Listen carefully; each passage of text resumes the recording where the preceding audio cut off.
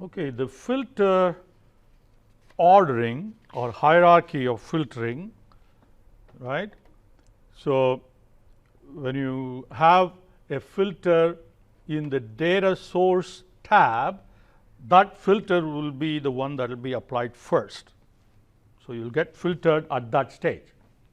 So, that will be the first filter, and then filtering will occur for any dimension based filters that you have.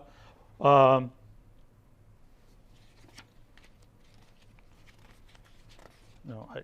that's not right. The next filter is context filter.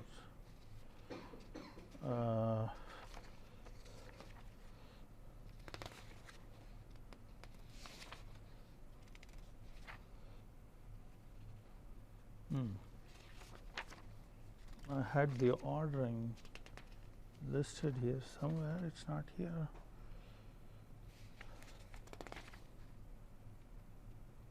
Okay, anyway. So, the top hierarchy, okay, is your filtering in the data source, and then if you have context filters, okay, context filter is what? Suppose if you want to only look at order priorities, say critical and high, okay. Click OK, then here you can convert this filter into a context filter. Okay. What context filter does is that it prepares a temporary data set with that filter applied, okay. And then that temporary set of data will be used in the visualization from that point onwards, okay. And any additional filters that you have will be applied to this filtered temporary data set. So, that is what context filter. That context filter, the context filter itself is kind of not very efficient. So, it is kind of slow, but once it is done, then you do not need to filter those observations again and again, because it creates a temporary data set and it is available in the visualization.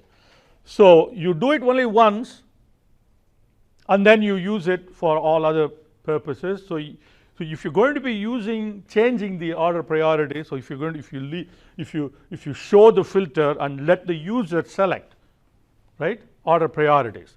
So, which means you do not control it, it is the users who will control it. So, which means the filter will get changed in due course of time while using the visualization. So, more, you will have lots of times when filtering will be changed and the filtering will be applied. So, then it becomes very inefficient, because context filters are inefficient. So, you use it only when you do it once and then do not change that filtering after that, right. So, context filter is something that you will not let the users mess with, okay. So, that is the second hierarchy. So, first is in the data tab, and then context filter will be applied. So, now you have a temporary data set upon which any filtering that you do on dimension will be applied next. So, for example, if you do a product container or say shipping mode, you have a say express air and regular air, okay. Now, that would be the one that will be used at the third level, okay. And then the last level is well, the measure filter and then date filter. So, if you say, all right, I want to look at sales, sum of sales. So, again here you have a choice. You want the filtering done after aggregation in the visualization, or you want it done at the transaction level. So, if you select all values, okay, then the individual transaction, the filtering will be applied to individual transactions, okay. as opposed to if you use an aggregation measure, then the aggregation will take place for the level of detail of the visualization. Okay, what is the level of detail for the visualization? The lower in the order of things, okay, the dimension that has lots of values, okay, the dimension that gives you lots of marks, okay, that would be the one that specifies the level of detail. So if you have product category and product subcategory, then product subcategory will be the level of detail, because that gives you more. And if you put product in it, then product will become the level of detail.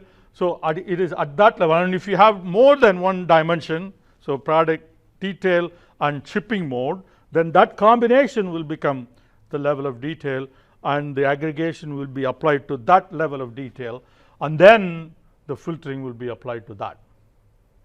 So you can filter against the actual values or against aggregations. Okay. So that is the sequence of filtering that will happen at the data source, and then context filter, and then dimension, and then measure. And then filter control, okay, we've already talked about this previously. So you can, so for dimension, okay, so these are the options for scope,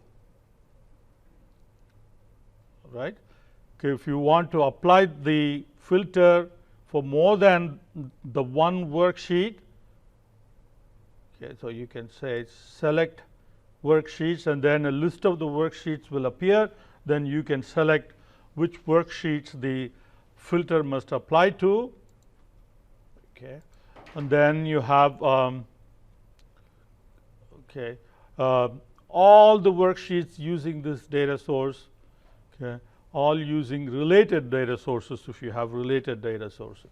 So those are the options that you have, and then your filter will be a list, and you can change the list to a single value list, so which is that, okay, single value drop down, okay, so then you can save some space by selecting single value drop down.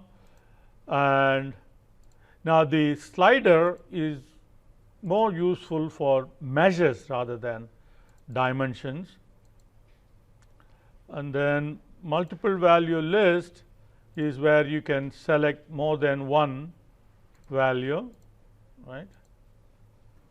And then multiple value drop down, again, okay, you can select multiple values.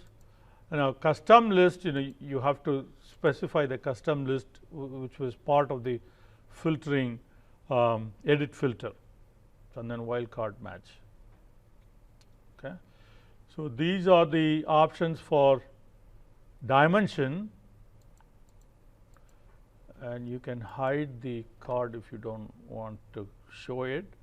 And then if it is a measure, okay, let's say that we want sum of measures at least 1 million, something like that. Okay. Now again, you can show the filter, and you have the same set of options. So except that here you don't have drop down lists, because this is a measure, so there is no list, so you have only range of values, at least and at most options. So you can use the slider to set the values that you want. So range of values will be a slider like this. You can slide, or you can have at least will be just one side slider, at most is the other side slider. What happened?